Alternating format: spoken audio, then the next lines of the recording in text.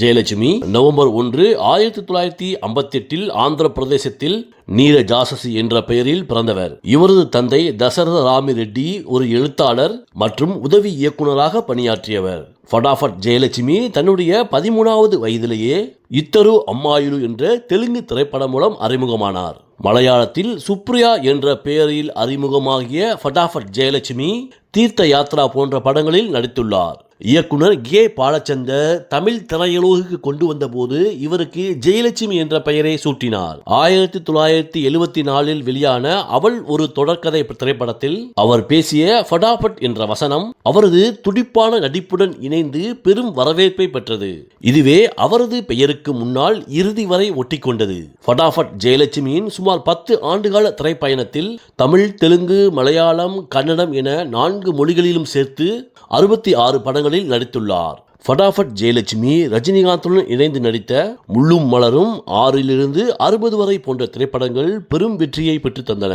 Super star Rajinikanth தன்னுடைய பேட்டியில் ஒருமுறை தான் நடித்த நடிகைகளிலே தனக்கு மிகவும் பிடித்த நடிகை ஃபடாஃபட் ஜெயலட்சுமி தான் என்று குறிப்பிட்டுள்ளார். புகழின் உச்சியில் இருந்தபோது தமிழக முன்னாள் முதல்வர் எம்ஜிஆரின் அண்ணன் மகனான, அதாவது சக்கரபாணியின் மகனான சுகுமாரன் என்பவரை குங்குமம் கதை சொல்கிறது என்ற திரைப்படத்தில் இணைந்து நடித்த போது ஆரம்பத்தில் நட்பாக பழகிய இவர் உறவு பின்னாளில் காதலாக மாறியது. சக்கரபாணியின் மகனான சுகுமார் ஜெயலட்சுமியை திருமணம் செய்து கொள்வதாக உறுதியளித்து ஜெயலட்சுமியோடு நெருக்கமாக இருந்துள்ளார். சில நாட்களில் இவர்கள் இருவரும் ரகசியமாக திருமணம் செய்து கொண்டனர். ஒரு கட்டத்தில் முறையாக திருமணம் செய்து கொள்ள ஜெயலட்சுமி சுகுமாரை வற்புறுத்திய போது சுகுமாரின் குடும்பத்தில் கடும் எதிர்ப்பு கிளம்பியது.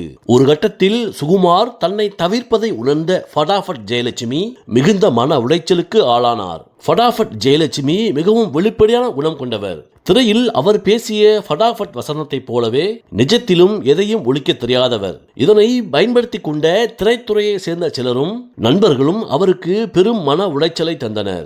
ஜெயலட்சுமி சம்பாதித்த பணம் அனைத்தும் அவர் கைக்கு வராமலேயே மற்றவர்களால் கையாளப்பட்டது.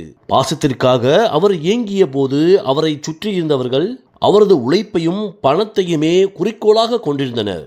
இந்த தனிமை அவரை மன அழுத்தத்தின் உச்சத்திற்கே கொண்டு சென்றது. தான் காதலித்த நபர் தன்னை தவிக்க விட்ட போது ஆறுதல் சொல்லக்கூட உண்மையான ஆட்கள் இல்லாமல் தவித்தார். ஃபடாஃபட் ஜெயலட்சுமி தான் சம்பாதித்த அத்தனை சொத்துக்களையும் பணத்தையும் சுகுமாரின் வளர்ச்சிக்காகவே செலவு செய்திருந்தார். தான் உயிருக்கு உயிராக நேசித்த சுகுமாரன் தன்னை கைவிட்டதை ஃபடாஃபட் ஜெயலட்சுமியால் தாங்கிக் கொள்ள முடியவில்லை. 1980 சென்னை மல்லிகைப்பூ நகரில் உள்ள தன்னுடைய இல்லத்தில் ஃபடாஃபட் ஜெயலட்சுமி தற்கொலை செய்து கொண்டார். ஃபடாஃபட் ஜெயலட்சுமியின் மரணம் ஒட்டுமொத்த தமிழகத்தையே உலுக்கியது. அரசியல் ரீதியாகவும் மிகப்பெரிய விவாதங்களை ஏற்படுத்தியது. திரையில் பல சவால்களை எதிர்கொண்ட ஒரு தைரியமான பெண் நிஜ வாழ்வில் தான் நம்பிய காதலால் ஏமாற்றப்பட்டதை ஜீரணிக்க முடியாமல் தற்கொலை முடிவிற்கு இட்டு சென்றது. சுகுமாரின் குடும்பத்தினர் மற்றும் அரசியல் பின்னணி கொண்டவர்கள் ஜெயலட்சுமிக்கு பல அழுத்தங்களை கொடுத்ததாக கூறப்படுகிறது.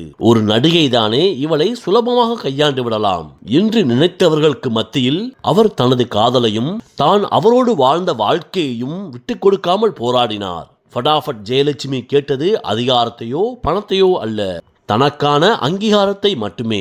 ஃபடாஃபட் ஜெயலட்சுமி மனதளவில் சிதைந்து போயிருந்தாலும் தனது தொழில் பக்தியை விடவில்லை.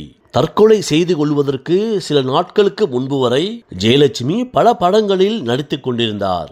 ஜானி போன்ற படங்களில் ரஜினியோடு நடித்தது கூட தனது தனிப்பட்ட சோகத்தை திரையில் காட்டாமல் மிகச்சிறந்த நடிப்பை வழங்கியுள்ளார். 22 வயதே ஆன ஒரு இளம் பெண் தன்னை சுற்றி இருக்கும் அத்தனை அதிகார வர்க்கத்தையும் துரோகங்களையும் எதிர்த்து போராடியுள்ளார். ஒரு கட்டத்தில் தனக்கு நீதி கிடைக்காது என்று தெரிந்தபோது வாழ்வதை விட தன்மானத்தோடு மறைவதே என்று ஜெயலட்சுமி எடுத்த அந்த முடிவு ஒரு பலவீனமான முடிவு என்று சொல்லப்பட்டாலும் அது அந்த அமைப்பிற்கு அவர் தெரிவித்த ஒரு மௌனமான எதிர்ப்பு தான். ஃபடாஃபட் ஜெயலட்சுமி இறப்பதற்கு முன்னால் தன்னுடைய குடும்பத்திற்கோ நண்பர்களுக்கோ அல்லது சக கலைஞர்களுக்கோ எந்த தொந்தரவும் கொடுக்கவில்லை.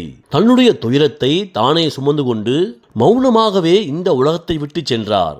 ஃபடாஃபட் ஜெயலட்சுமியின் மறைவு இன்றும் தமிழ் சினிமாவில் ஒரு பாடமாகவே இருக்கிறது.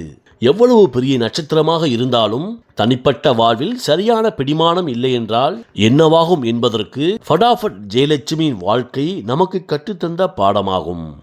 நன்றி.